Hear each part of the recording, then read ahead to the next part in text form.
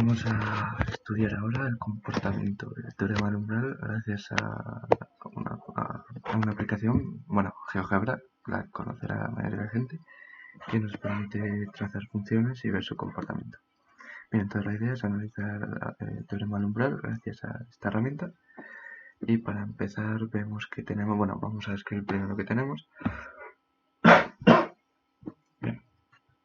Bien, hemos dotado, llamamos la población total n igual a 1, es decir, estamos con una población unitaria, por lo tanto, tanto i sub 0, que se le vaya a llamar i stat como s sub 0, que va a ser n menos i stat, están definidos valores, un porcentaje sobre 1.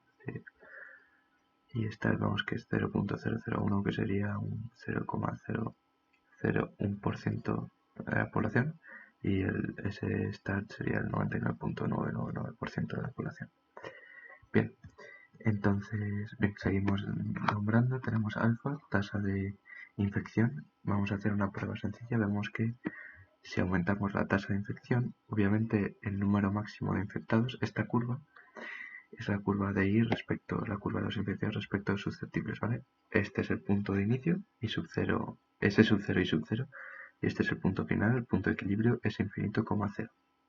Vemos que está en 0, y vemos aquí que el punto, otra cosa de notar muy importante es que el punto de máximo de infectados coincide con el valor umbral para S, y S en ese punto que es 0,5 algo, lo podemos ver aquí, ρ, donde hemos definido como beta particular, obviamente beta sin la tasa de recuperación.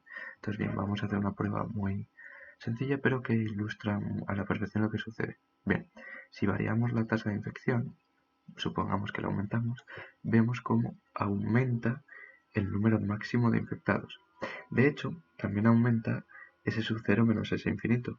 Esta distancia aquí es el número total de personas que contraen la enfermedad a lo largo del modelo, que cabe de notar que no es igual que el número máximo de infectados, puesto que personas que contraen la enfermedad, en ella también se incluyen a las personas que la han superado o bien que desgraciadamente han muerto.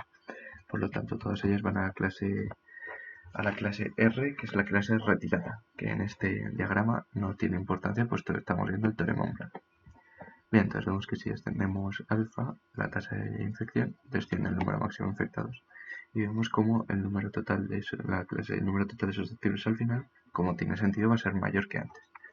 Bien, la dejamos por aquí, por ejemplo. Probamos ahora con beta, que es la tasa de recuperación.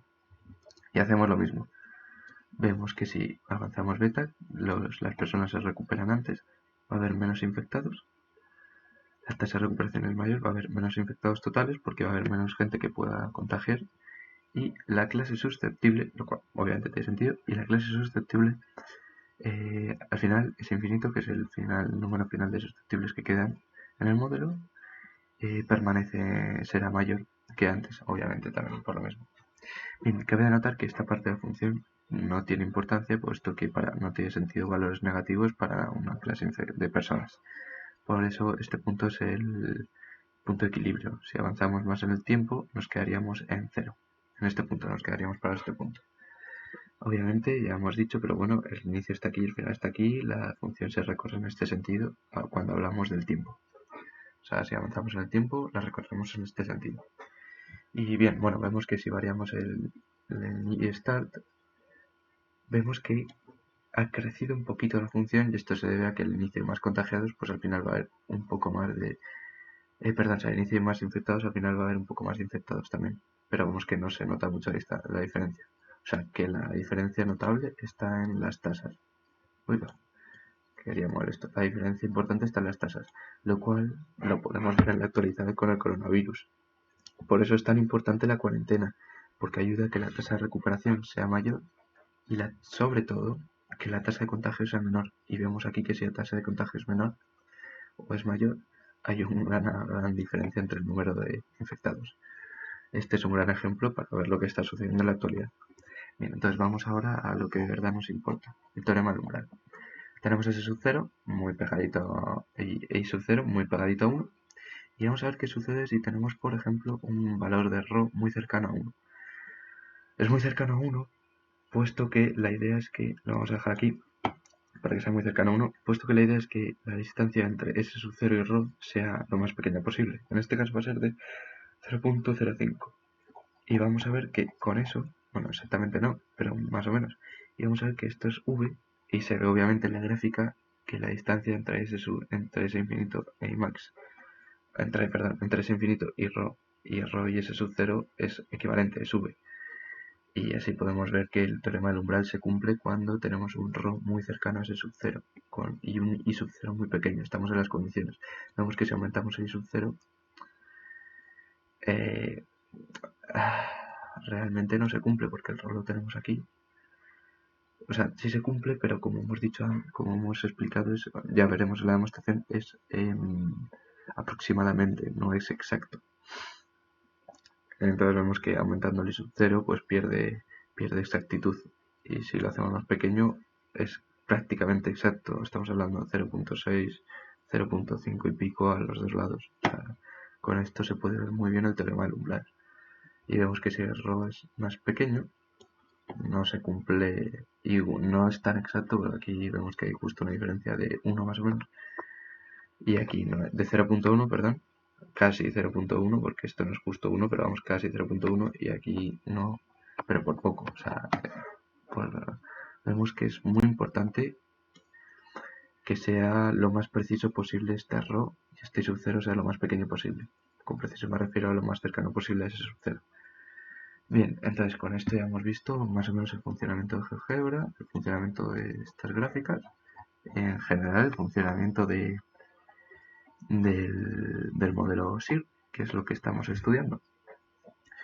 Por último, con este ejemplo vemos la importancia de estas tasas de aquí, las dos tasas de las que actualmente se habla tanto, y también de los datos que utilizamos para hallar estas tasas, puesto que si los datos no son fiables del todo, vamos a ver que nos fijamos en la diferencia que un pequeño porcentaje ofrece esto. Vemos que si movemos, vamos a suponer que estamos en 0.5. Si movemos un 0.1 de tasa de recuperación, lo que sería un 10%, ¿vale?, de recuperados, porque hay que recordar que estamos haciendo un porcentaje sobre 1, vemos que no tiene, si hablamos de un ρ mayor que 1, nos estaríamos pasando de todo el porcentaje de población y no tiene sentido. Bien, entonces tenemos aquí, estamos en 0.5, ¿vale? Le vamos a restar, vamos a quitarle un 10%, tasa de recuperación más o menos. Nos movería, vale, no me he fijado cuánto estaba este valor. El IMAX andará por el 0, ojalá fuese así en la actualidad. Bueno, mira, 0.05 más o menos. O sea, un 5% de la población quedaría infectada. Sin embargo, si ponemos un 40%, estaríamos hablando ya de un 12 quizás, un 13. Y si nos vamos aquí otro 10%, estaríamos hablando ya de que se acerca a un 20%, o sea, casi un 15% más. De aquí la importancia de los datos oficiales. Bueno, oficiales o no oficiales, pero que se puedan coger para ayudar a estos estudios. Bien, aquí finaliza el estudio y la muestra de GeoGebra y de cómo se puede utilizar GeoGebra para ver estas funciones y cómo variando las tasas se puede obtener estas funciones y cómo bien, y el teorema del umbral, que ya lo hemos probado, viendo que también se puede manejar esto. Bien, así que aquí finalizamos.